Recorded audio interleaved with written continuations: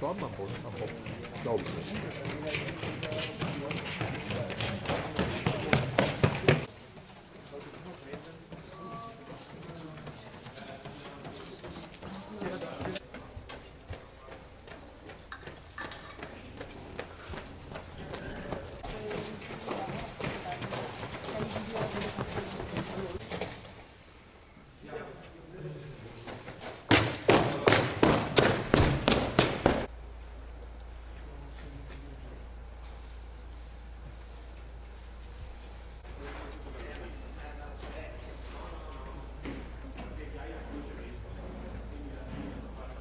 Jeg skal alligevel ikke i vink.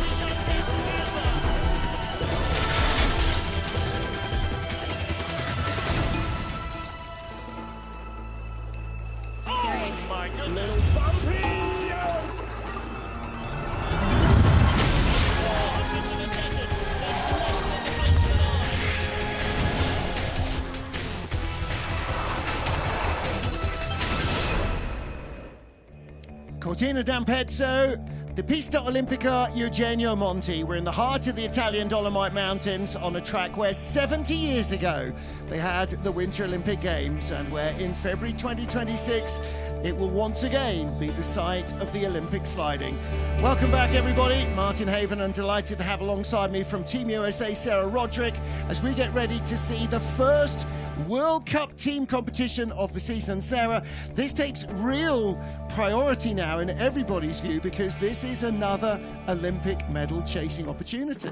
Totally, especially for a little bias over here for Team USA. We've got some fast starters on our team, and so this is going to be really exciting just because this track is brand new to all of us, so it's kind of a level playing field. Well, tell us about the start. It's fairly short and fairly flat, right? It is, and then it has a really steep kind of ending to it, so the sled catches up to you, which can be difficult. So starters that are able to keep that sled out in front, really keep that projection going, are going to have the best velocity into one. And out of Cento into the first part of the labyrinth, that's one of the key areas for losing speed. Definitely, it's fairly flat through here, so any movement that you do make or any ice that you cut is going to cost you a lot of time. Into one of the signature sequences here, Belvedere and Bandion down the short straight into Antelau and Cristallo, two big corners. And Cristallo, like a three pressure right-hander. Yeah, this is definitely something when we first saw it, we thought, oh, this is going to be interesting. And it is the most gentle giant in the world. I love that curve. It is fun. And 16 corners, 16 opportunities to give away speed, especially when at the end we start to go really quite steep uphill. Yep, you can feel it slow down for sure into curve 16. You are definitely going uphill. So as long as you can stay tucked and hopefully hold on to what you did make up for it, see who wins. Yeah, it is, quite interesting when you do your first track walk. You go, oh, this is quite the workout going uphill from the last couple of corners. So each of our athletes per team, one male, one female slider, will start in sequence to give a total time for the team with a light system, traffic lights if you like, red to green, to get them going. Air temperature -1, ice -4. We talked about it earlier, 120 sleds down already today in the women's and men's race. Final run in the women's race, Jacqueline Learning beat the track record she set in the first race. So It's still holding its speed, and in fact, this afternoon, probably going to be quicker again. Totally. This track crew is absolutely incredible. The ice has been smooth, and it's really hard to do, like you said, with so many sleds down the ice. There's great coverage around the track, which is kind of hard to see from this current view, but it is really well insulated, and you really can't tell any difference when you're on it. Now, because the track is evolving all the time and you're learning it all the time, does it feel like a different place every day? Absolutely. Absolutely. Especially when the bobsled came in. They were having some tricky times with the top up there, so they made it a little rounder, a little more open for us, which obviously changed how we drove. So. Yeah. All right. Well, we have 20 teams, and each of our athletes will go in order, the female slider, then the male slider. And we start with the team from Belgium. Maximum per nation is 2 teams. Not everybody does have 2 teams. So you can see the lights laid out on the ice. They will go red, and then somewhere between 4 and 7 seconds. There's the audible sound. Now, if you jump the start, the reaction system will definitely know it. So you have to try and avoid that because it carries a massive penalty. And Elena Peltmans, for the first and possibly last time in her career, sets a start record because it's the first ever race of this kind on the track. So first off in each of the heats gets the start record. Totally. Aline's a young slider. She's really progressing well. I know that she looks forward to these team races and is just kind of one of those put your head down and grind through sliders. So excited for her here. Well, she's helped with her coaching by the Brits. So Kristen Bromley helping with her sliding. His brother Richard helps Kim Marmans, the other Belgian slider. So looking at the speeds here, 113 kilometers an hour. It's around 74 miles an hour. And it's kind of a gentle giant, isn't it? It's not hellishly fast like Whistler or the bottom of St. Moritz, but it keeps its pace up. Totally, and what it really is like the length of pressures that you're getting. So you're in there in that curve, and it's just smushing you just the whole time. You don't really feel it until you're out. It's a whole different world. So Elena Peltmans with a 62.60 slide. So her time, the time of Colin Freeling, will be added together. Now, if I had my wits about me, I'd be able to tell you what they did in their individual runs. That was definitely Aline's best run. Had really great speed coming through. She's going to be really excited about that, as you just saw. And hopefully Colin can match that. So what was her first run? It was a 59.90, so actually not quite as quick, but it may well have felt better. Well, remember, too, that the start, standing is a different zone. Yeah, so if I'd thought twice, I wouldn't have bothered with what they did. I think her speed was better, so. Yeah. And again, it's like a drag race. When the Christmas tree changes, it's the speed of reaction as well as how fast you leave the line. Exactly. So 1:10.89. Okay, well, timing screen is not really showing us very much in terms of detail. So that's a total time for the two.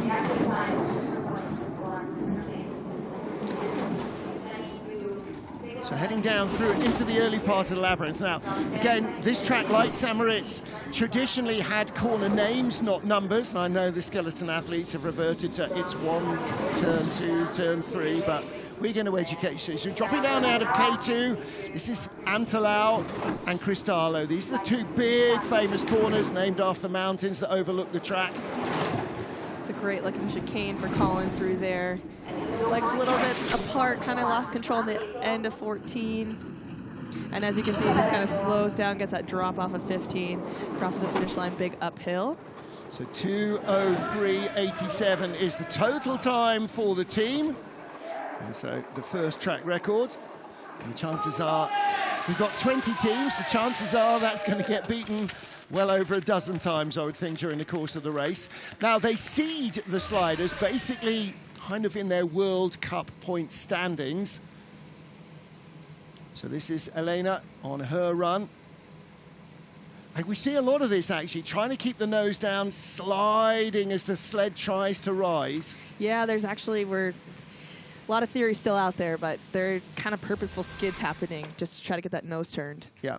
It seems to be a lot of rotation, particularly in the first corner, turn 4, first corner of the labyrinth, really quite a short corner. Now then, Switzerland, Julia Simchen and Valentino Buff.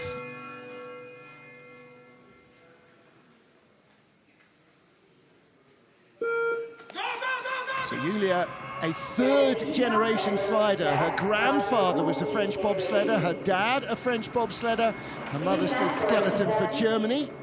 Comes from Altenburg in Saxony. It's a great looking two right there. Just keeps it off the wall.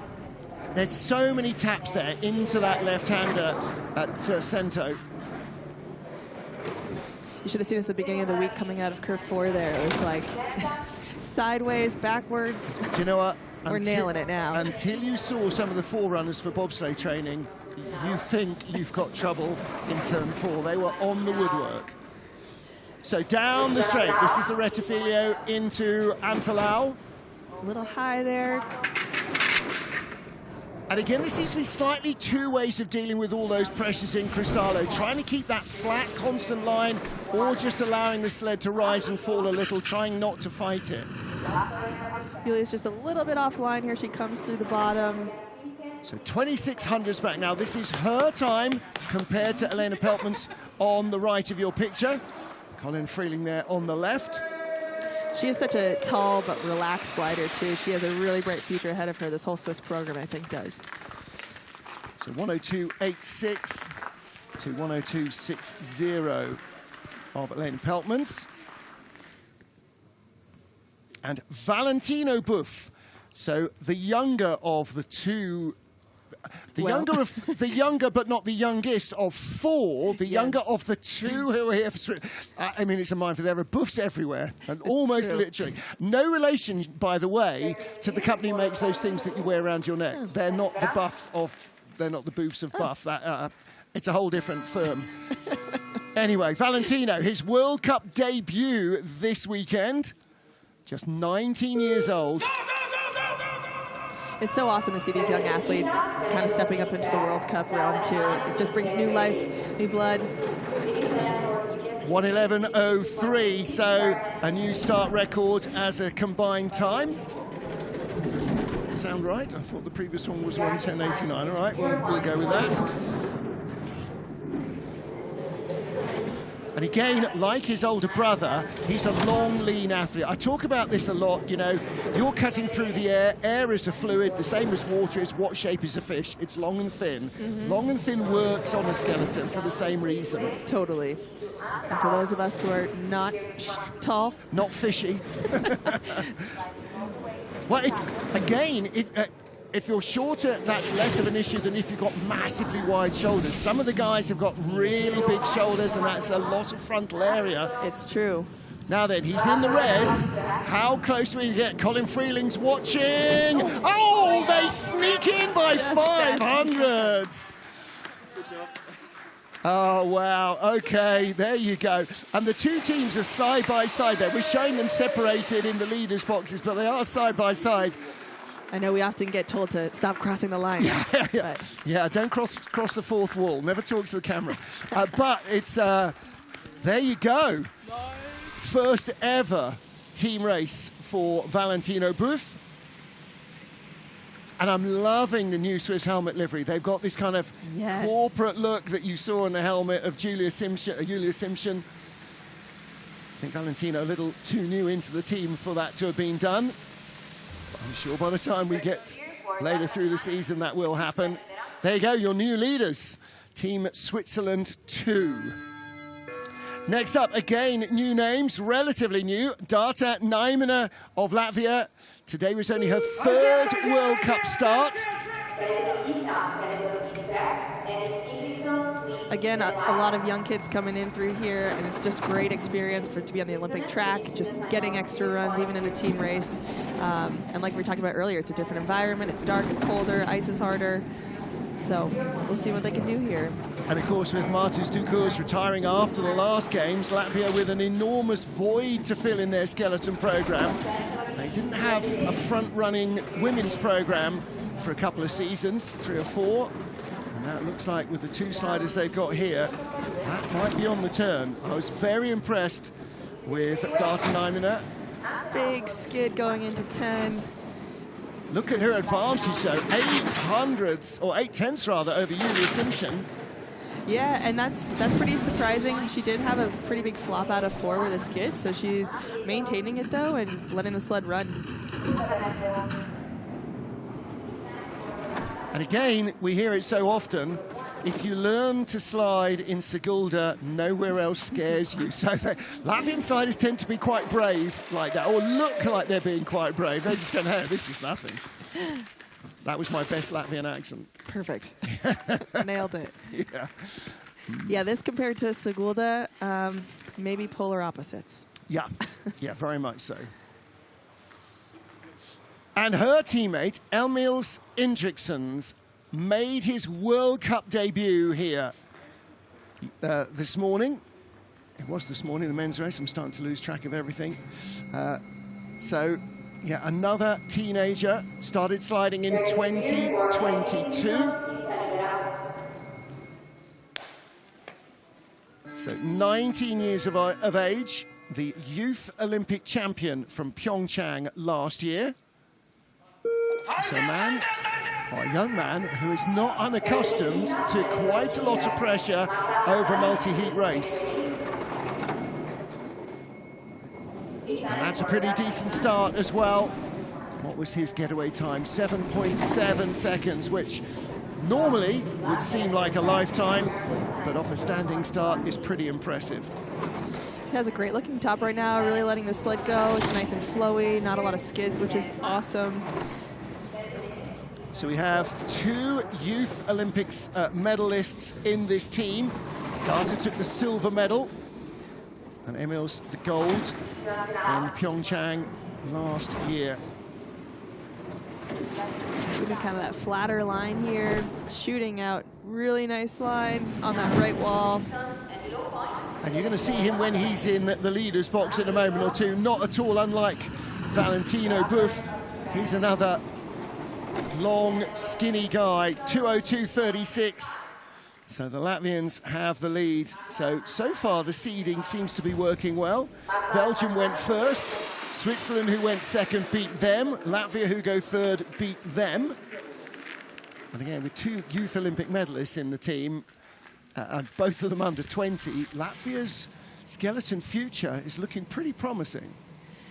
It's crazy to think that I started in my 20s. Don't even start. Don't even start. Well, they didn't have Youth Olympic Games way back there in the 1980s.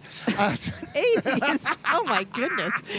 Not that old. There was a bus reversing. I'm sorry. What can I do? A great looking line straight down the centre of the tubes, and he's so relaxed on the sled. Totally. That was a great pair, actually. I think that they're going to maybe be able to hold that for a few teams here. Well, now then, we're going to have a Latvian leader after this duo. But will it be Latvia 1 who've just gone, or this team, Latvia 2? Marta and Zane.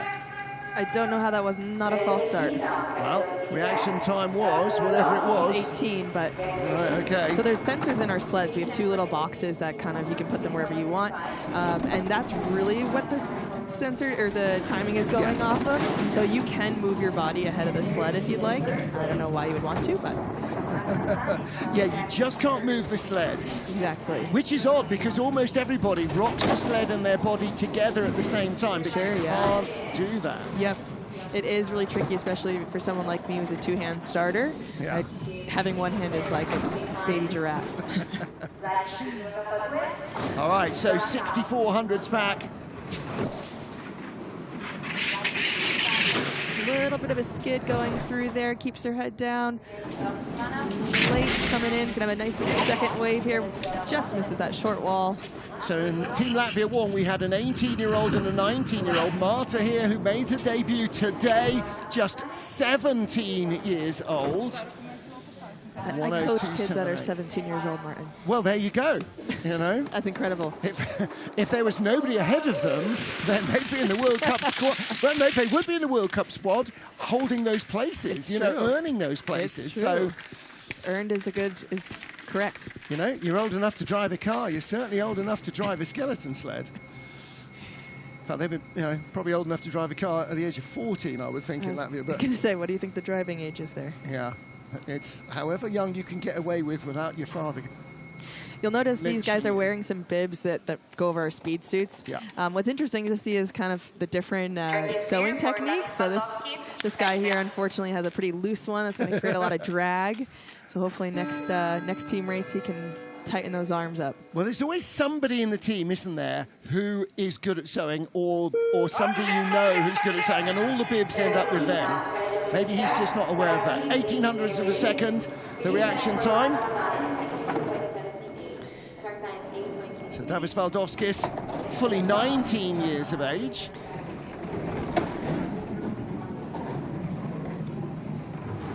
Actually a little early into 4 there, but manages it really well. All 4 Latvians have really kind of grasped to this corner 4, which Americans haven't. So just saw him stick his toe out, but didn't actually drag it on the ice. He thought about it, but yeah, the decision not to was the correct one. However, only 3rd best speed. They are still in the red by over a second. 2nd best speed. And it will tend to be the male sliders who are the quicker. So Latvia 1, the lead is in the bottom. Latvia 2, are they going to sneak it at the line? Don't think they're going to be close enough. No, 1.4 back. So there you go. Latvia 1, the leaders. They can shove their teammates out.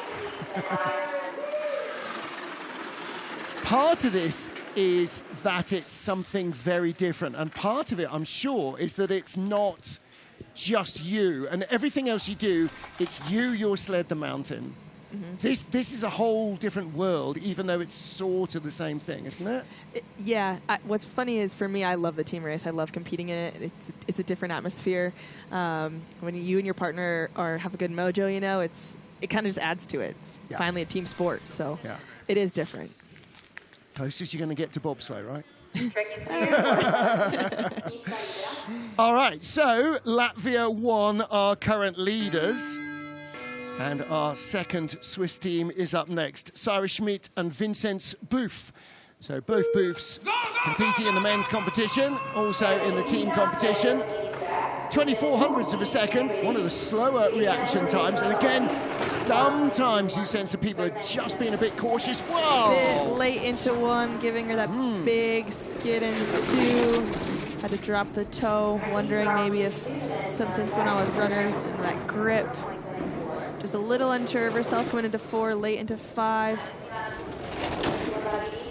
Yeah, really untidy top of the track. And Sarah is a great little slider, though, so I know that she's going to be super bummed about this top. I know that she's going to be wishing she had another opportunity.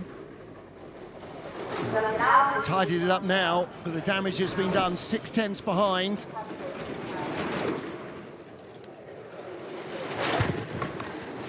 And again, completely on the wrong side, coming out of Cristallo, down into the bottom 3 corners. Tofana and Ampezzo, the 2 lefts, and then through Arrivo, across the line, 5300s back. Okay, I thought the damage might be a little worse than that, but there she is, Sarah Schmidt across the line. There's your leader, Tata Niemana on the right, and Emils Indriksons. Yeah. Top of the track will murder your time as soon as look at you, won't it? Yep. And actually, it'd be interesting to see, if we see in a replay, whether she started in that left-hand groove, because that was spitting people across to the right quite badly. Yes. In the final heat of the women's race, they refinished the end of it, so it actually was straighter, but... Yeah, it was definitely pulling us during our race, and even for the men too, but the right was, I think, even worse. Yeah, so. the men were definitely getting pulled across from that left groove. Now then, Vincent Boof, the second oldest Boof brother, Valentino, the 3rd oldest. There is another one in the locker room at home. Actually, I was talking to Vincent, and he thinks that their youngest brother might have the most potential of all. Looks like he's on a different sled this year, if I'm not mistaken. See, that's why we have athletes in the booth. I might notice there is a different animal on his helmet. You're going, oh, is he a Schneider? That is not a Schneider. Yeah. So what's the other, Bromley? Or is not there a a Swiss program? It is not a Bromley. It looks either like one of the German sleds or a Dirk sled, maybe. Hard to tell. Yeah. All right, top speed so far. So the team are in the red. Can he bring it back? A little long on 9 there. Vincent is a great slider. Ended on a really high note last year at World Championships in Lake Placid. I know that. He's excited to get into the season. Love watching him slide every time. I'll always say it. Just holds that really beautiful kind of Matt Antoine form, honestly. Yeah. And again, another long, rangy athlete. Talk about Matt. He was exactly the same, wasn't he? But 7,500s back. Despite the speed, too much damage done at the top of the track. So the Swiss slip back. Switzerland won. This is into second place. And Latvia won, remain our leaders.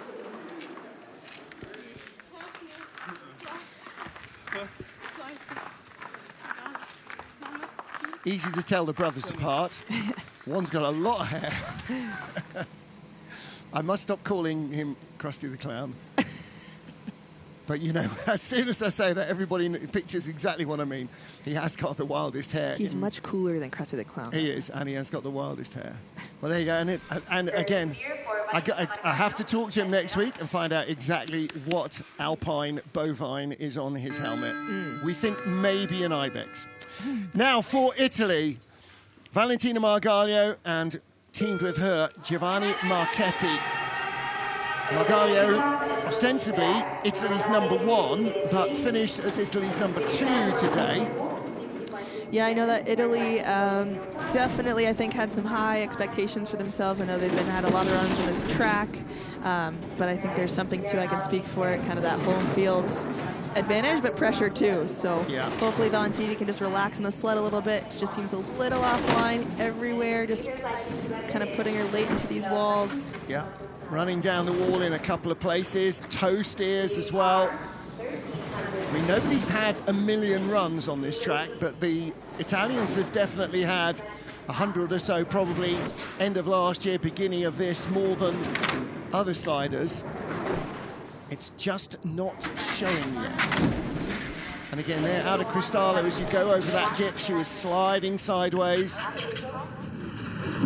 There used to be a jump in the old track, and here you've still got that sort of very light over the crest. If you're not dead straight, boy, it gets away from you. Yeah, that negative G, it kind of feels like you're floating. You can feel the sled rattling underneath of you. And then there's no weight to control it because it's starting to come up as the track drops away, and yeah, anything that's not bullet straight. If you really breathe shows. wrong, you're in a skid. Yeah.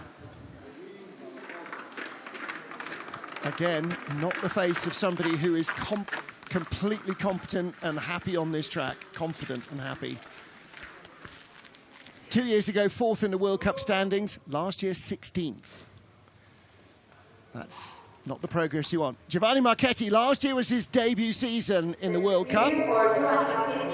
Giovanni is such a pleasure to have on tour. He's so fun, just great energy, just a super sweet guy to have, and has really progressed. I'm super excited for his season here.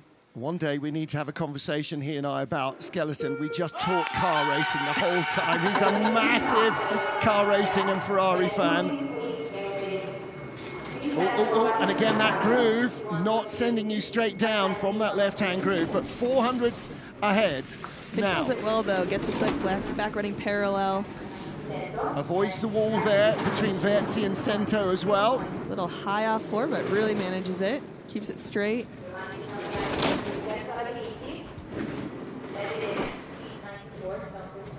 Third best speed, still with a slender advantage over the Latvian team. It's a little too early into 8 back there, which kind of caused him to have a little bit of a skid, but managing it. And building that lead as well, out to 1200s. Now, you can give that away by blinking in the wrong place on this track. It's true. Toe there, probably not necessary. Sometimes we like to put it down just to feel some security. Maybe he's just got a little more pace, and it's what he's used to. Fastest run for the team, 2:02.15, a new record. So the Italians move into the lead. So Italy 1 leads Latvia 1 and Switzerland 1.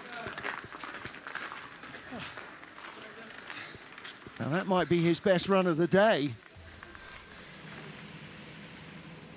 And again, unlike Valentina, not too many hits on the wall. tucks those feet back together. Sometimes that can try to help stabilize a sled if you see a slider kind of separating them a little bit, just depending on their style and their sled and their rock, their setup. There's a lot of variables here. Yeah, there really are.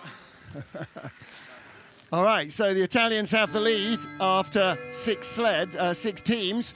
For Team USA, Kelly Curtis and Dan Barefoot in Team 2. Another Italian here, not strictly in any way, other than she lives in Italy, Kelly. She does. Kelly is really loving the Italian lifestyle, that's for sure. I know that her family, her mom Deb, wishes that she was back home, but Kelly seems to be loving it over here, and clearly today she did a great job in the track, so let's see what she can do. Well, look, you've spent a couple of weeks here now. What's not to love, right? I know, seriously. I'll be joining her soon, I'm sure. Well, there are worse places. Yeah. It's been great to see Kelly kind of coming back into her own here. Pretty late into 8, going to have a big cut of ice, and those 2 or 3 waves into 9. This is not looking like the run Kelly had earlier today. She's going to be pretty disappointed, but if there's one thing Kelly knows how to do, it's relax on the sled. You'll see her still shoulders flat. And when she tucks her head, I was saying this in the women's race earlier, when she tucks her head, it's like she's getting her chin under the front of the sled. She rolls so far forward. Yep. It's a very dramatic look. All right, so 1.3 seconds back from Valentina Margaglia. That's definitely not the Kelly Curtis of today's women's race. And again, we talked about this at the beginning. It's so easy to make a mistake. If your timing is a whisker off, and we're talking hundredths of a second here, then suddenly it all looks like a catastrophe. Absolutely. And it also kind of feels like that, because if you're used to one thing, and it's a brand new track for all of us, we're all trying to figure it out. It's that funny thing, and I suppose maybe like a golf swing, when you hit the ball sweetly or with a tennis racket, it just flies, and you go, oh, well, why can't I do that every shot? Well, when you do, you know it. Totally. That was our week. All right, yes, that's everybody's. Lots of mulligans this week and last. So for USA 2, this is Dan Barefoot. Well, pretty decent reaction, 2/10, that's good enough. And again, loving that helmet art. Dan's worked with Kenny Howard, our start coach, quite a bit this past summer. Dan lives in Lake Placid and trains very diligently. I'm going to give a shout out to Kenny's kids, Reggie and Ripley, over in Lake Placid. I'm sure they're going to be watching with their mom, Rachel. Well, it's a half-human time to watch. Yeah, right? East Coast time now, yeah.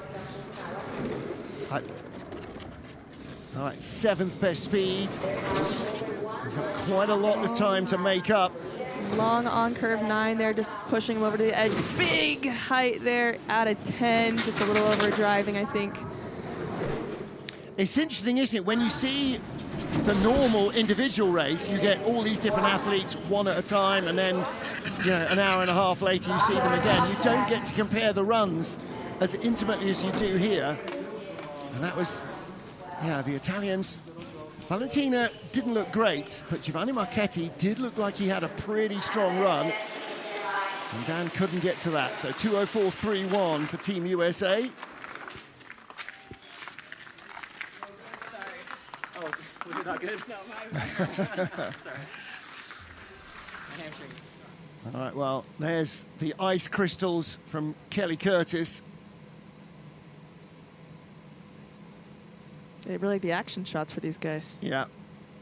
You don't need to be late to be really late, do you, on this track? All right, so still lots of smiles. And we will have a team race at almost every stop on tour this season as we build up to the games. For the Czech Republic, a team that have punched above their weight. Czechia have 1 female slider and 1 male slider in the World Cup. And together they have combined for a team medal. Anna is an incredible driver. I know she's worked really hard on her starts. She's just come into her own after being able to kind of figure out all of her health issues with diabetes, and it's just been amazing to see her climb and slide so beautifully. Yeah, finally being diagnosed with diabetes about 3 years ago has completely changed her life, her training, and as a result, her sliding as well. She's getting faster and faster, and of course, more experienced. And originally, a program, a part of the German program, so they know how to select them. She's not got the fastest start, like most German athletes, but boy, she builds speed down the ice. Coming to 1800s back. This is going to be close with Valentina at the bottom. She's going to take her. There you go. 10th of a second quicker than Valentina Margalio.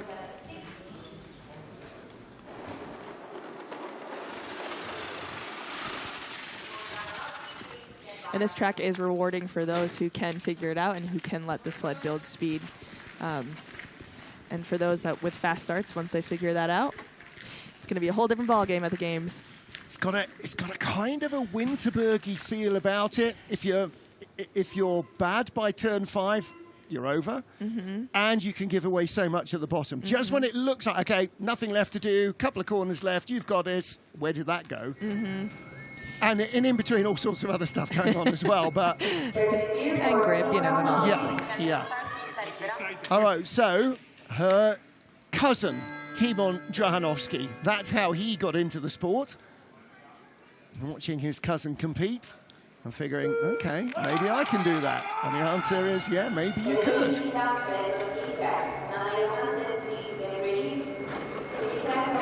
they have had a slender lead over Team Italy.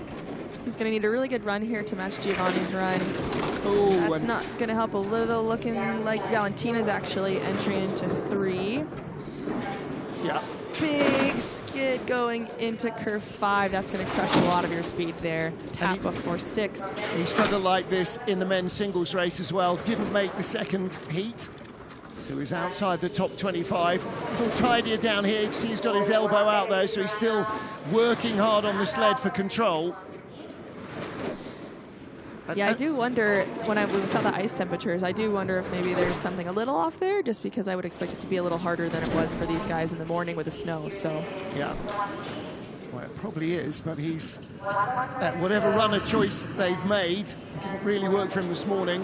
And the problem here is, to actually learn it, you sort of want a very conservative and benign runner setup, but then you're not learning it at the sort of speed that you're going to need to race on it. So I guess the same thing is you have to start soft and gradually build up, but especially at a track that no one's ever been to. Yeah. It's at the Games, so I think a lot of this, the past 2 weeks that we've been here, have just been trying different setups, different approaches. And of course, there's been different weather almost every day. You know, cloudy or snowy or sunny or rainy or cold or mild. I was talking with my coach, Kristen Bromley, and every day he's like, so race days kind of like none of the days. Yeah. Great. Very much so. Very much so. That's why you have a coach. Yeah. So he can put his finger in the air and have a guess instead of you doing it. Exactly. Now then, we've just had cousins racing together. Now we have brother and sister racing together. First up, Nana Johansson. This is my athlete of the day. I think she had a great first run. So stoked for her. Just really came out swinging today. Well, both of them had absolutely fundamentally excellent first runs. Now, the Germans have taken them under their wing, so they get the benefit of an army of German coaches and lots of video. They get German technology as well. But give that to me, I'd still be rubbish. You do need to be able to drive it, and I think Nana today really, really showed that she's got what it takes. Totally. Something that I love about this sibling pair is just Rasmus kind of gives me the younger sibling vibe, but he's not. He's the older brother. He's the older brother. Well, yeah, that's boys and girls, right? Nominally the older. She's probably been more mature than him since she was 14. Decent looking run, a few extra little taps here and there, but she's letting the sled go. It's more like her second run today than her first. Her first was chef's kiss. Her second run, and again, that's practice, rehearsal, years on ice experience is having that consistency. Yeah. Gradually your speed gets better, but what really improves so much is your consistency, the ability to repeat. and that's what it takes. I mean, she has Jacka as a viewpoint for working with the Germans there, so there's no one better. Yep. But yeah, her first heat, absolutely excellent. And the same with Rasmus, 6th in the first run, tied for 6th. In fact, for a moment or two, it looked as though he was going to be the best man on a German sled ahead of all 3 Germans.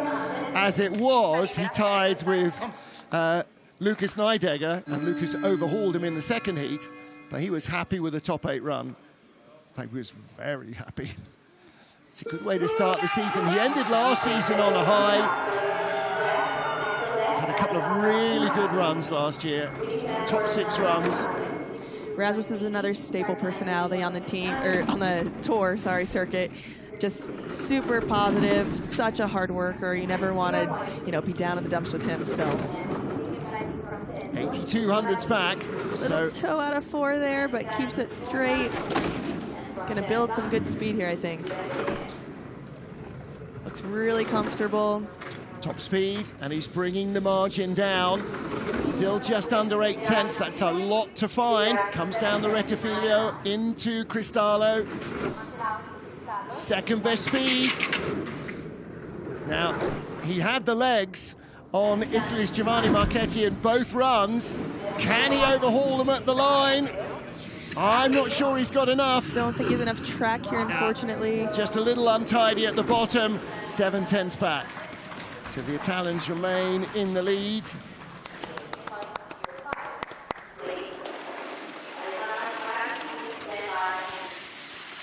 But absolutely a good day for the young Danes.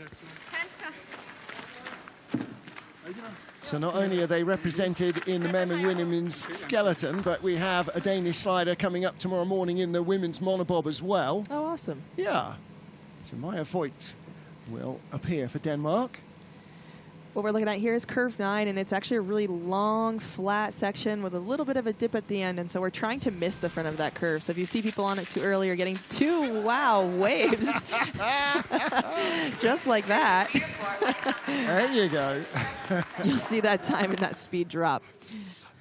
She has trusted him to do that before, hasn't she?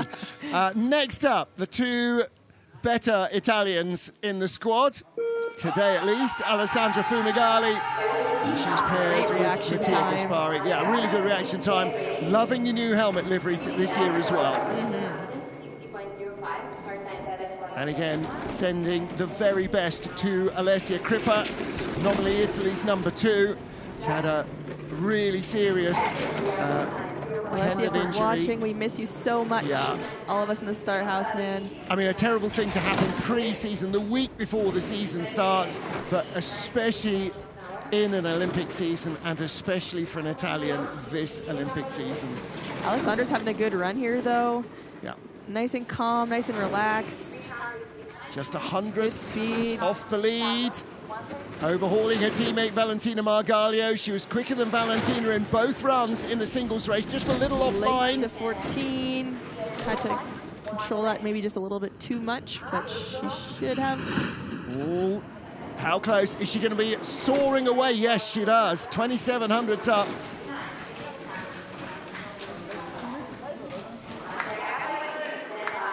Super happy for her. She had a great day today, too, I think. Hopefully that confidence leads her into the next race in the Eagles next week. Yeah, the first run she was very disappointed with herself. The second run she looked much closer on it, and as she came out, she's going to bang her fist on the sled. Yes!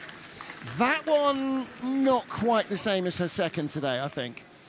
But enough to take the lead for the moment. So this is team 10 of 20. Mattia Gaspari from Cortina. Not sure he drinks much tea. That was probably a coffee cup. Depends what time of day the headshots were. Because if that was after 11 o'clock, he shouldn't be drinking a cappuccino. So. Anyway, Mattia Gaspari. Born and bred here in Italy, almost literally within the sound of the track. So grew up with its presence. And his sister also competes for Italy in alpine skiing. A little bit of a skid there. But if anyone knows this track, it's going to be Mattia. One of the best drivers on tour, absolutely. Very disappointed with his runs today. And again, look at that. Out of Primo Labyrinthi and into the wall.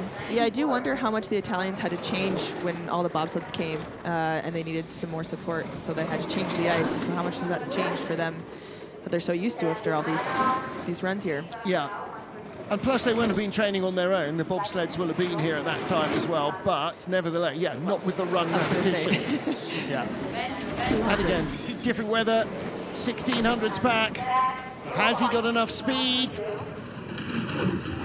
Clips the end there of 15. Yeah. I don't. That's the end of it. Oh, he did have enough speed, but for that tiny error, he came from 1600s back to 400s back.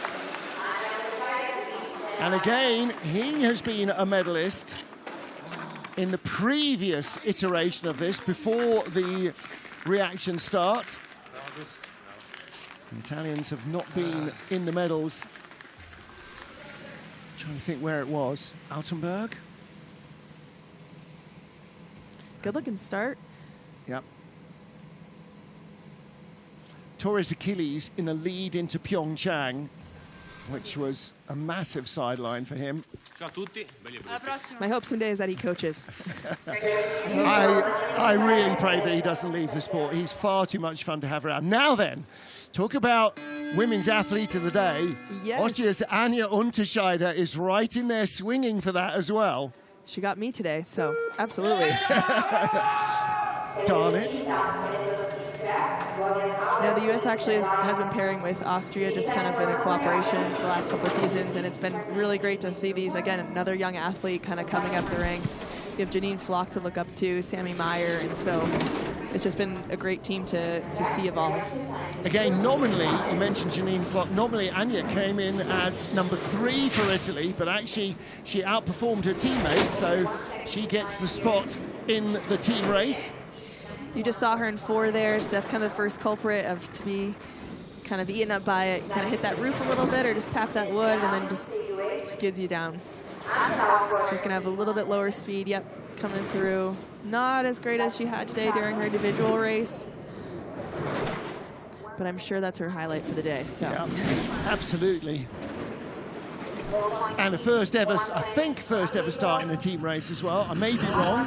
I think it is. So 9,500s back, a lot of work to do for teammate Florian Auer. So the Italians remain in the leader's box.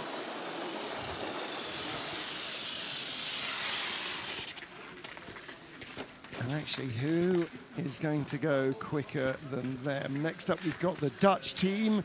That might be, that's a little imbalance between the two of them. Let's see. Yeah, could be China, GB, USA. Lots and lots of good sliders still to come. Florian Auer, what happened to you during the summer? Well, he became a daddy, so there will be worse summers in his life, I expect. I'm sure. There will also be summers where he sleeps better. And hopefully some of those will come relatively soon.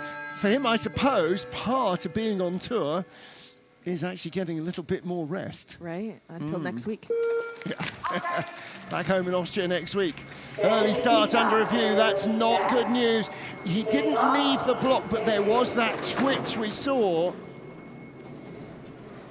I hate to see it. I never want anybody to have a false start. Just kind of takes away your whole run. Yeah. And torpedoes the whole team. We'll wait and see. They're still checking it. Skid there out of 4 into flat 5. On pace, still behind the Italian team. And the speed isn't there in the sled either. He had a pretty good day in the men's race. Now look at the speed coming back. 6th best speed. And they are the 11th Scalo go team. a little bit there. Middle entry. They don't think they're going to catch the Italians. And that's before they review the early start. No, 1.3 seconds back. So that will see them slip to 6th position. They did have a penalty applied. That's why it's 1.6 seconds back. The early start penalty, 1.02 seconds. He can't believe it. It's really an interesting way to start a skeleton run too, because you're just in this super tense position where you always have kind of the say of when you get off the block versus it's random. and you have to totally rethink. And here's, see, there's a twitch. No intent to leave the block, but he did twitch, and that's just enough to trigger the start. When you take these, when you do this start here, one of the most important things is to not put a lot of weight into your sled for instances just like that. All right, for the Netherlands, Kimberly Bos. Again, one of the standout talents in the women's field. Kim, the reigning women's skeleton world champion and the Olympic bronze medalist from Beijing. I was chatting with Kim earlier today and just talking about kind of the information that we've been taking in the last couple of weeks. We're a little bit on overload, where someone like Kim, who's been sliding for so long, is just so used to kind of getting to a track, seeing what's a little different, and just flowing with it. Yep. That's really interesting. I hadn't thought about that, is that whenever you turn up, somebody like her or Janine Flock or whoever, you know everything already, and it's just slight adjustments either to you or particularly to your sled. But here, sensory overload. Good speed, 113. Yeah, all the speeds are ranked, and of course half of them will be from the male athletes, who tend to be bigger, faster, heavier. Wrong side though, going into 14, you'll see that big wave at the end. You see a lot of that. Cristallo's a big long corner to try and get the exit right from, isn't it? Well, it's a chicane too coming out of it, so there is a slight little kind of weave in there that you have to maneuver. It's not hard, but if it's not right, it's not great. Yeah. It's not a Lake Placid chicane, no, but it is there. Wow, that's a break. All right. That's when you know you have some speed in your sled. She might be happier with that than she was with her 2 runs earlier. There we are.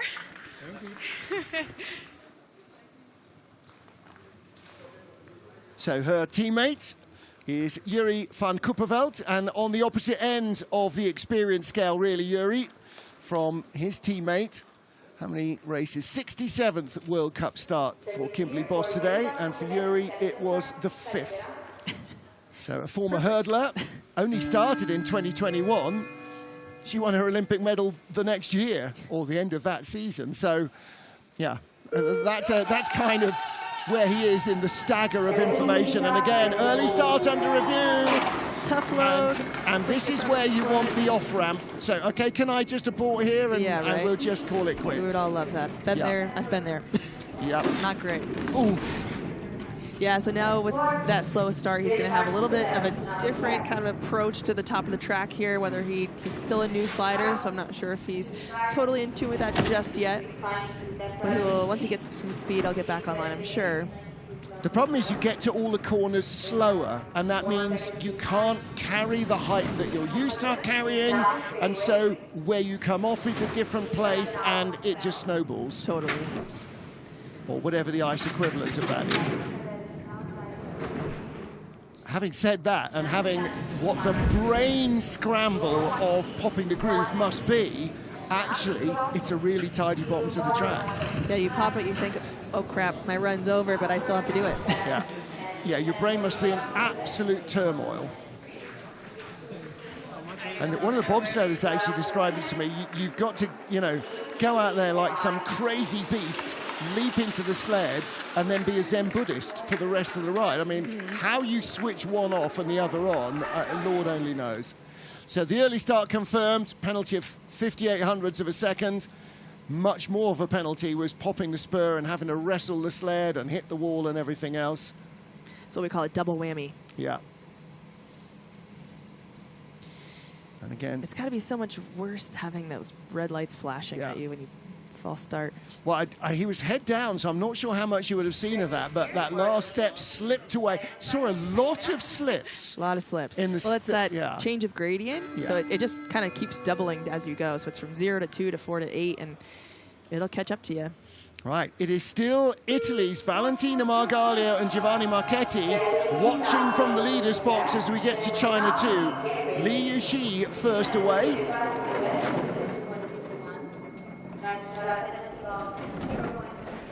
I thought had a toe action in 2 there, sorry. Yeah, a little bit of a disappointing day today in the women's race. I didn't really think she got the track unlocked. You'll see that as sliders enter into 4, if they're on that left wall, that's going to be considered quite early. There's a build up there that you can't see in this camera, but it pushes you away, and then you just get sucked back up, and that's when you kind of hit the roof of the woodwork there. Yeah. So if you see someone going in on that left side to 4, wish them luck. All right, so you're going to be more in the middle. Okay, and look out for that in the monobob tomorrow. Oh, I don't know anything about monobob. Well, no, it'll be the same. If you get pushed away, oh, big skid. You'll be on the woodwork. In the red, losing time. Big waves, really long. Drops a runner. 4/10 back. That's not unmanageable. Yeah, this could potentially be a change. Well, Chen Ren Hao, her teammate, had a good first heat, not such a great second run.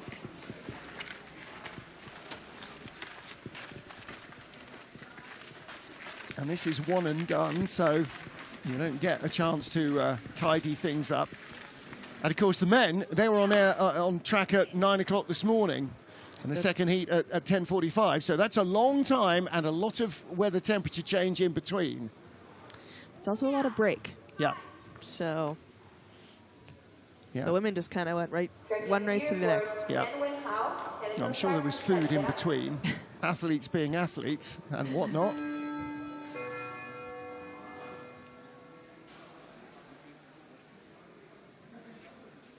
Oh, that was a hell of a long wait, wasn't it?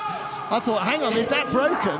Good reaction time, though. Probably because you thought it was broken. Excellent reaction time. So the combined start is the fastest so far, 1:09.81. It's been interesting to see some people's approaches in 2 here. I see a lot of toes being dropped. Try to change that sled direction. Flop out of 4, but keeps the sled moving forward. I did actually say when I was talking about you joining me that you might be quite quiet because athletes tend to watch what they're seeing and absorb it all. I know that you're doing exactly that while you talk us through the runs. Someone also told me that you think of yourself as chopped liver. Yeah, well, so sorry. Well, whatever. Well, nice looking chicane for Wen Hao. How close are they going to be? Not close enough, I don't think.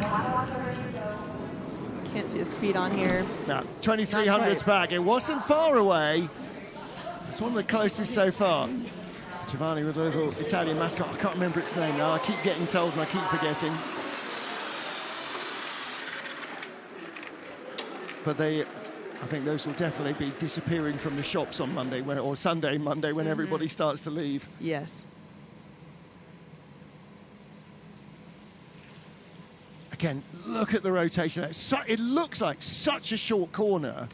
It's really, I don't know how to describe it besides weird, because there's not a lot of pressure in there. No. So skids are really easy to do. It's almost like a corner on the Cresta run where you're ripping it round. It's a really strange, particularly that going away shot, really looks like you've just kind of got the handbrake or you dug in an oar on a canoe and it just swivels around it. Right, back to the plot with Great Britain 2, Amelia Coltman and Jacob Salisbury.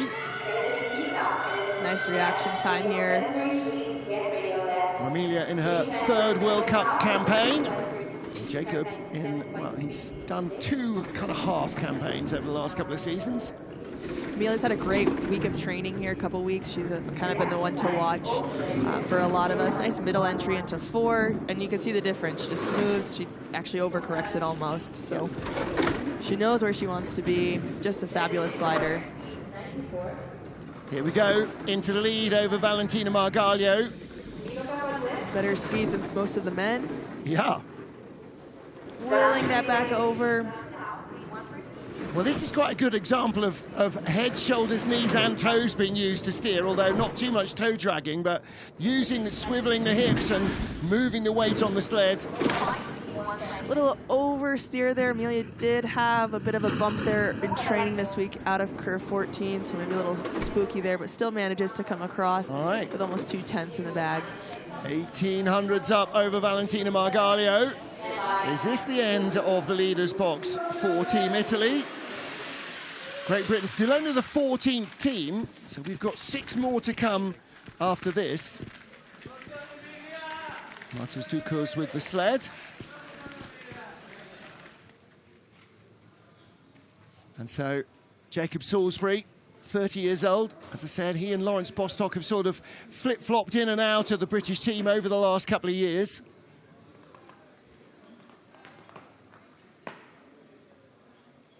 I thought he had a pretty solid day today. And he will certainly hope that he's made this 3rd spot in the team his own for the season. Interesting sort of sprint brace position.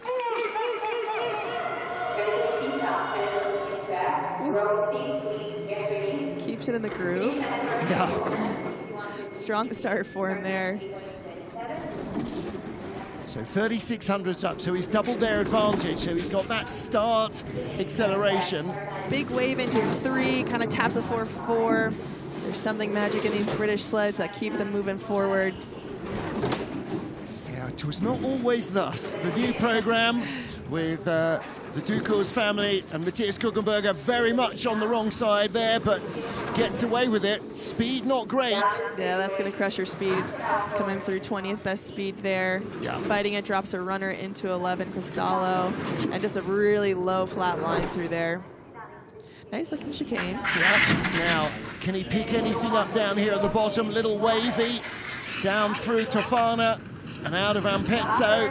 Just a little late across the line. 1/3 of a second back. The Italians hang on. After the day they've had, could the Italians end up with a medal? I mean, that would be some redemption. Yeah, okay. It would be redemption. That would be great for them. That would be astonishing. Good morale booster. Yeah. Amelia grabbing the sled there. Nice. Yeah, really high here coming off. You can see that toe kind of poking out. Big peak up there for Amelia out of 14.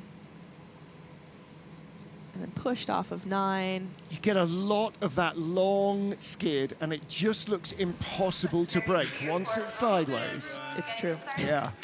It feels impossible. Yeah. It just goes on and on and on. Now then, Mystique Rowe, last world champion with Austin Florian, with whom she is teamed. They won the team gold in Lake Placid, and she was the silver medalist in the women's race. She missed the cut today. Not even in the top 25 in the women's race. One skid, that toe's dragging. Yeah. Manages 3 well though, into 4. She could build some speed here. She's going to need to. It's correcting off every corner, isn't it? And this is the same as her first run today. Maybe actually not as dramatic. Long on that 9.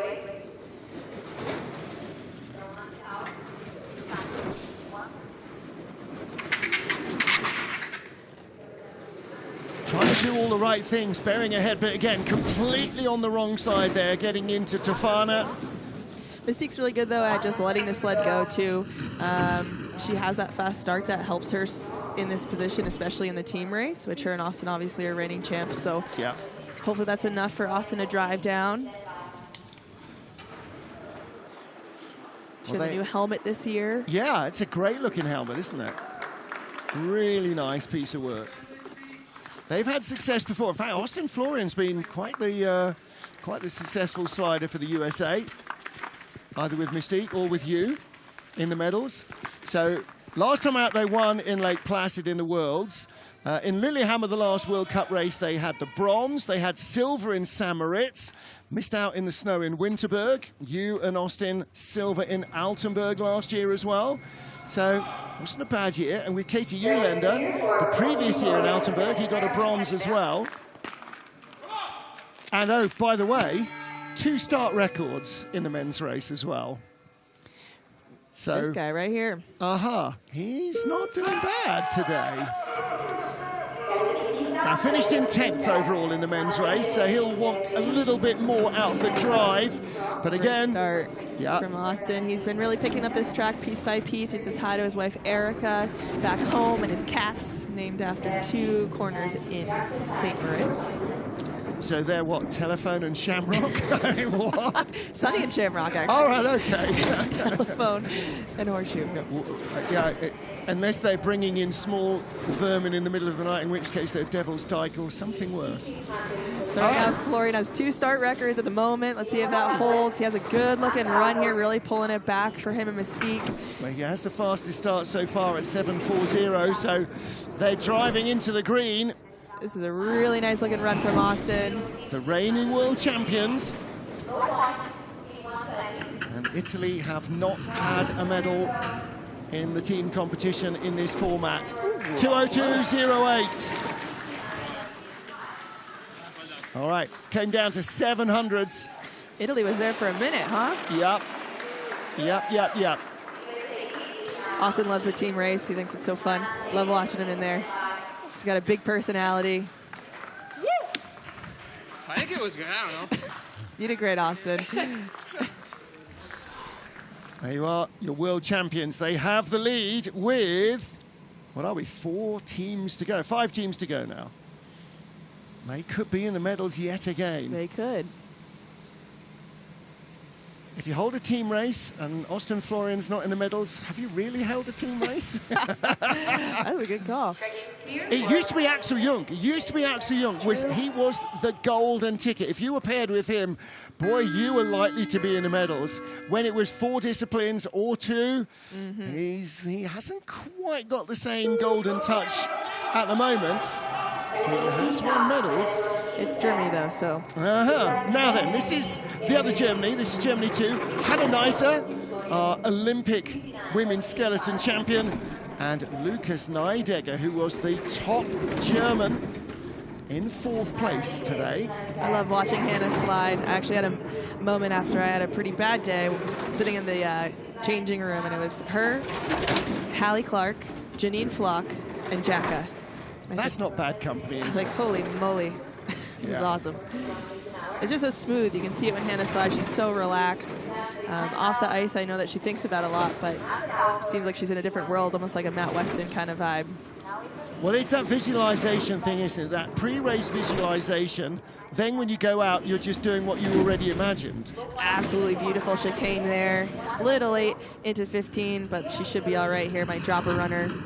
With the lead, the question is how much of a lead? Whoa, 7,700s, that's a big run. Austin says, uh-oh. Uh-oh is right. And so where did Hannah finished on the podium, didn't she, in the women's race? She was second to Jacqueline, I keep saying Learning. I've been saying Pfeiffer for years and suddenly Learning reappears. Hannah Neise, her mum and dad are here, sneaked into the venue. I know a couple people that snuck in here. Yeah, very few managed to get in, but Not naming names. we bumped into them a couple of days ago down in the 360 Cafe at the bottom of the track, and they were saying, we just got turned away. How can we get in? So, okay, well. Find a hard hat. Yeah, well, yeah, Hard hat and a cigarette, you'll be good. and grow stubble quickly. Exactly. All right, so then, 7,700's up, Germany 2. And Lukas Neidegger's single race ended up with a 4th place finish. Yeah, good great reaction day. time. Great day for Lucas so far. Wants to give a shout out to Tim over on EC right now. There's another one at home, or not at home. Teammate, friend. Yeah, there we go. It was really cool that Germans actually had their selection races with him and another athlete for this race and for this World Cup spot. And so it's just, for Lucas to be able to throw down run after run after run, so impressive. Really was. And yeah, tied for 6th place with Rasmus Johansson after the first heat. He was the best of the Germans and moved up 2 spots and stayed the best of the Germans.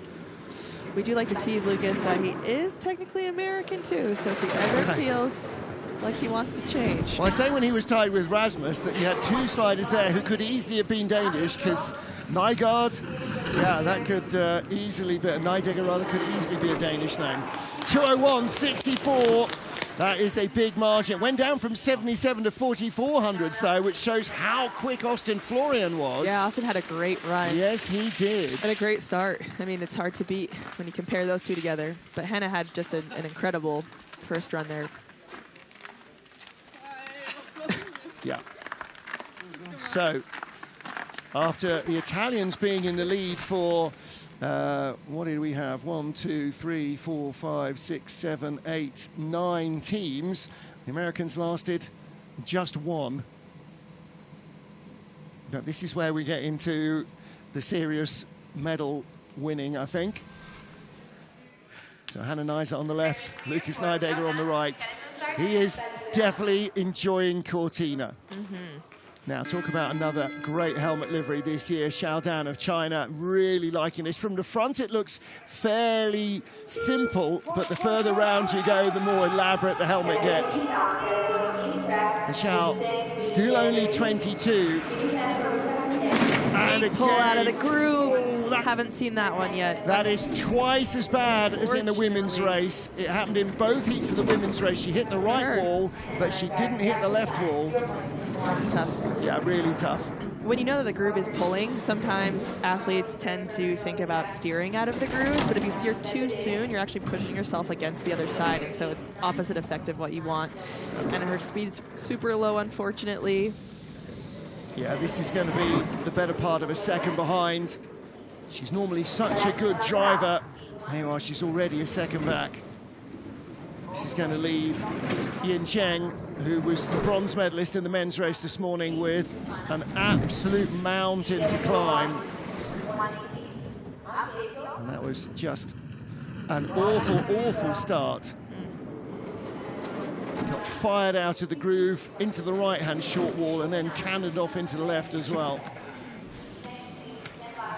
So Team Germany with the lead. Team Germany 2. Still got Team Germany 1 to come.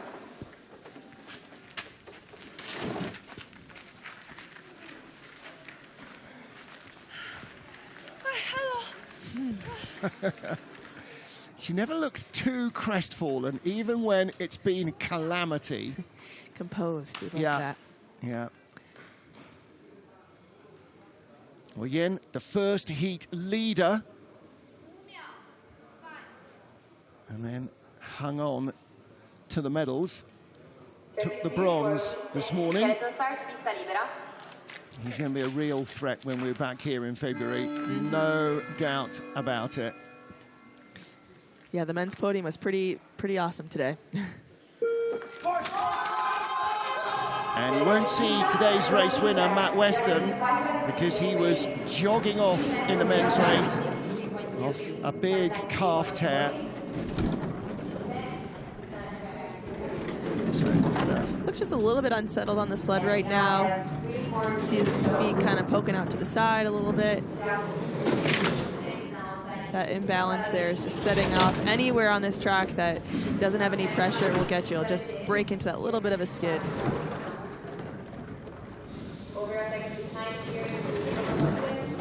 well, like the Italians, their coach is their sled builder as well, Dirk Matchant. So I think that's such a big advantage that you design the equipment, tailor it to each of your athletes' demands, and over the years, as he's got to know them better, that gets more and more refined. Absolutely.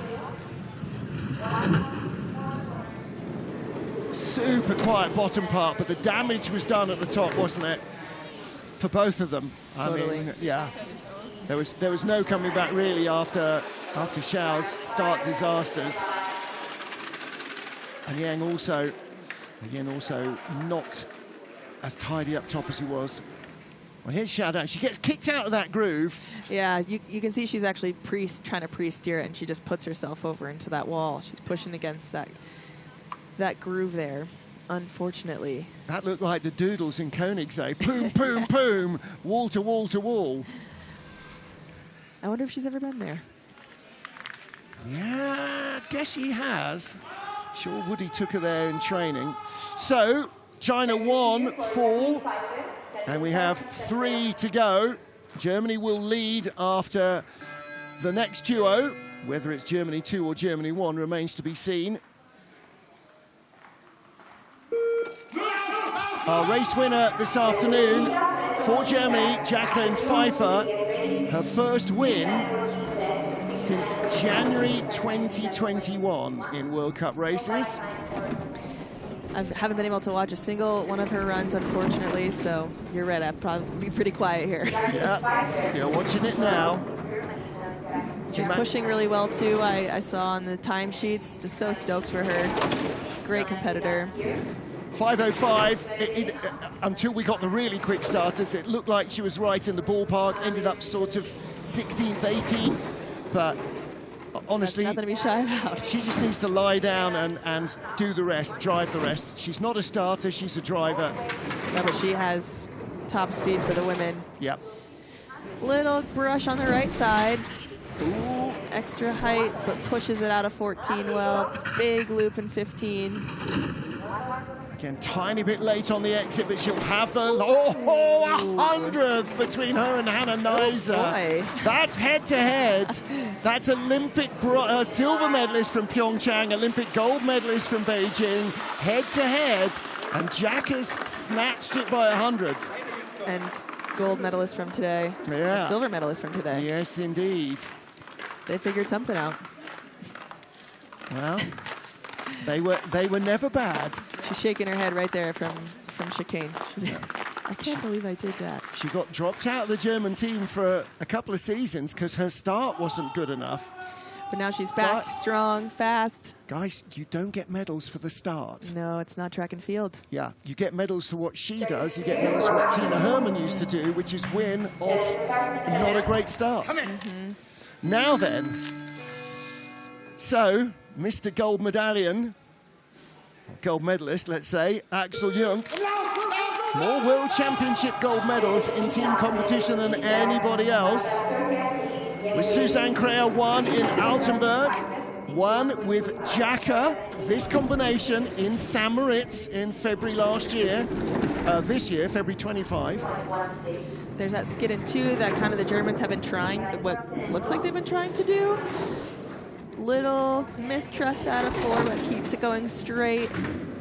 Good run coming from Axel. 8th best speed, so that gap will come down. Best speed here coming through. Right, so he's made a liar of me. Should be in the 121s. Well, Lucas Neidegger was quicker than Axel in both runs, but not this time. No. The third one is the charm. They're going to take the lead. Wow, by 3600ths. There we go.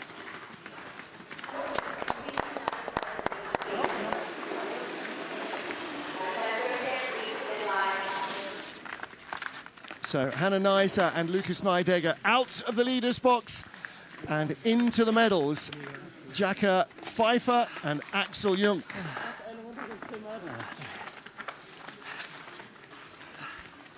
So these two took the gold in St. Moritz.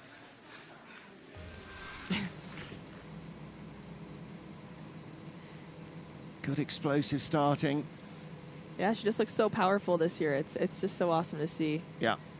I'm the worst competitor. Like, oh, great job, everyone's doing so great. No, but that's the thing that always strikes me so much about this.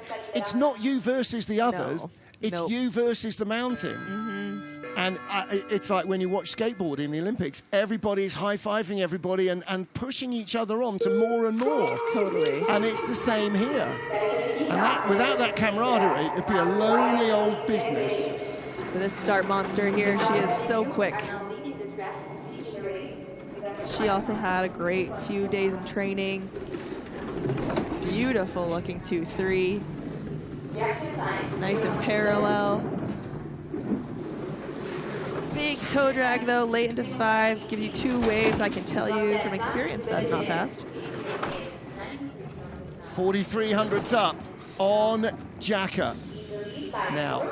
24 21st best speed, though. Jacko was at 11th best speed. Yeah, Pfeiffer makes all her speed down at the bottom, and this is where Tab's runs both started to drift away from her. She was really fast at the top and couldn't carry the speed all the way down.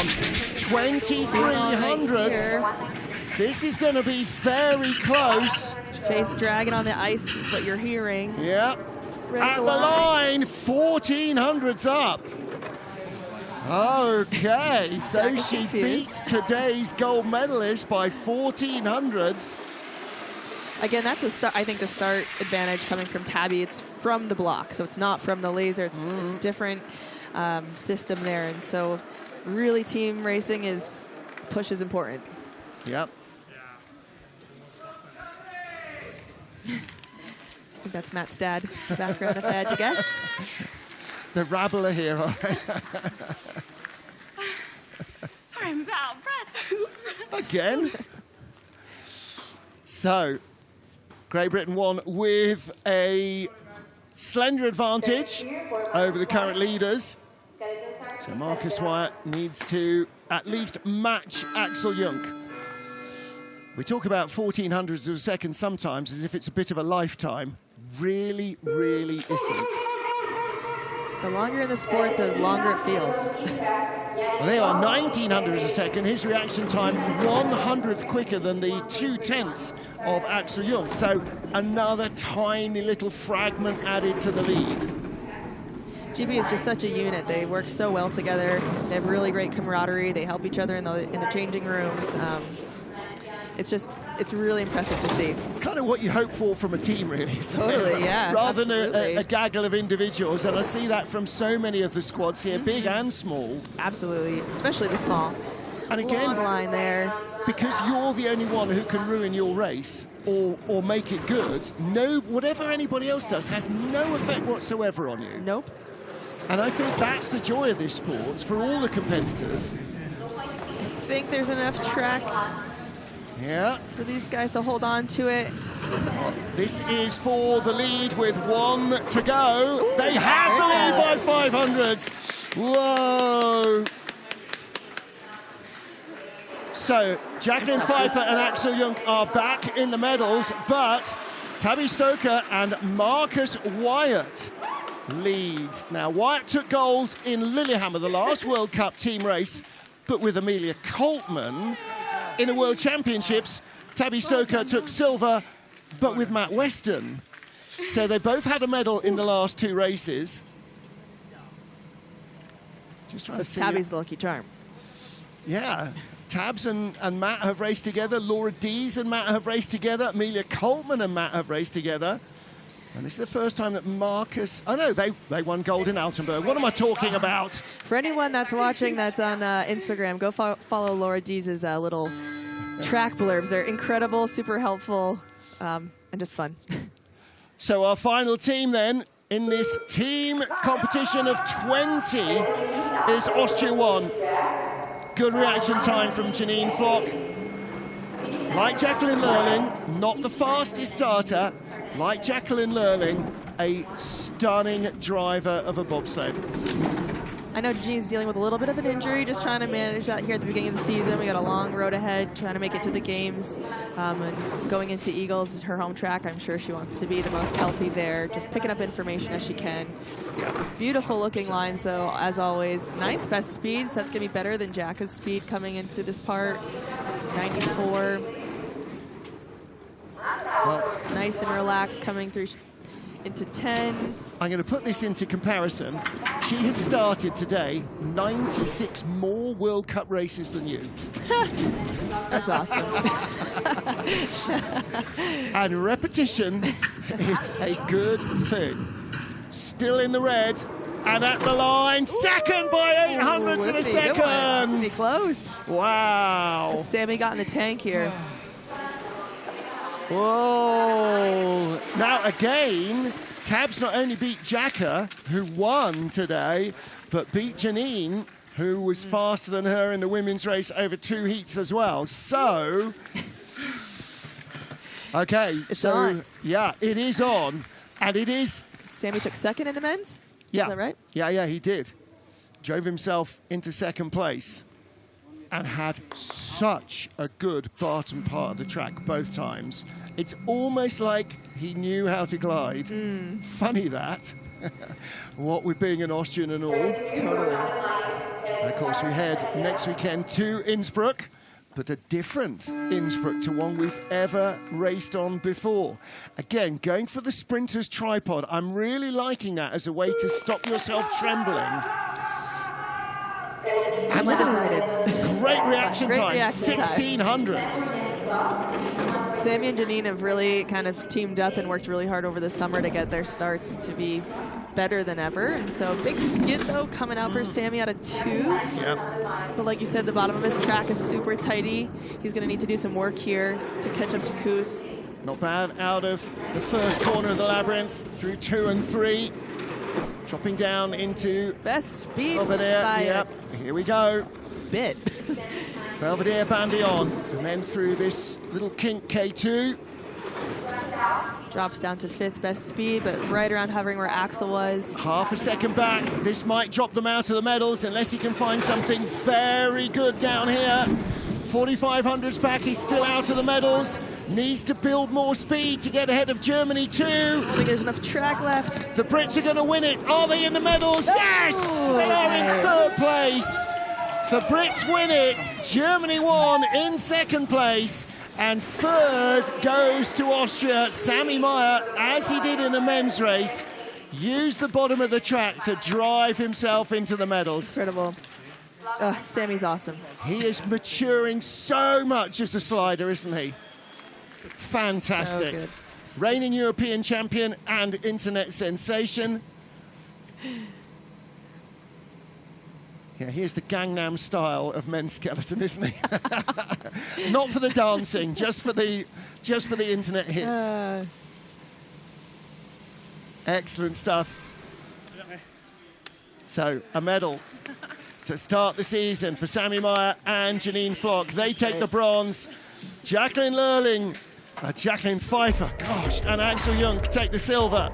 But gold goes to Tabby Stoker and Marcus Wyatt of Great Britain. Well, good little parallel comparison there. But you don't get that in coaches' briefings.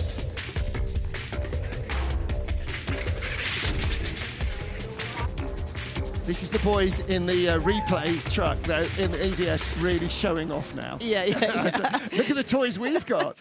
Excellent stuff. Well done, boys. Pavel, Tomek, and Bogo. There we go. Yeah, which camera is it? You do thumbs up. You got a mic on. There you go. There you go. All right, so the first gold of the season goes to Great Britain's Tabby Stoker and Marcus Wyatt, with Jackie Pfeiffer and Axel Jung in 2nd place, Janine Flock and Sammy Meyer sneaking in to get that bronze medal ahead of Germany too. For a while it looked like they weren't going to get there, but Sammy turned on the taps down at the bottom. USA in 5th and the Italians in 6th and 7th. A little bit of redemption after what was a tough day for them. Jump start penalties both for the Dutch and for Austria too, leaving them out of contention realistically. The jump start is such a penalty. Well, fun times to start the season. Thanks to Sarah Roderick for coming in and chatting to us. Hopefully you'll get a chance to go and do some of this team racing as well later on in the year. Fingers crossed. There Hopefully you go. Eagles. Yeah, so we move on to Innsbruck, and that's going to be an adventure as well, because it's, I've got this. Oh, hang on, where's the track going now? It's going to be interesting. Yes, it is. All right, thank you to Sarah. Thank you to you two for joining us for what's been a long day of sliding here at the Cortina Sliding Centre. We'll be back tomorrow morning, 9 a.m. for the Monobob, 0800 GMT. I'm afraid that's 0300 Eastern. Tape it and watch it at breakfast. We'll see you then. Bye for now.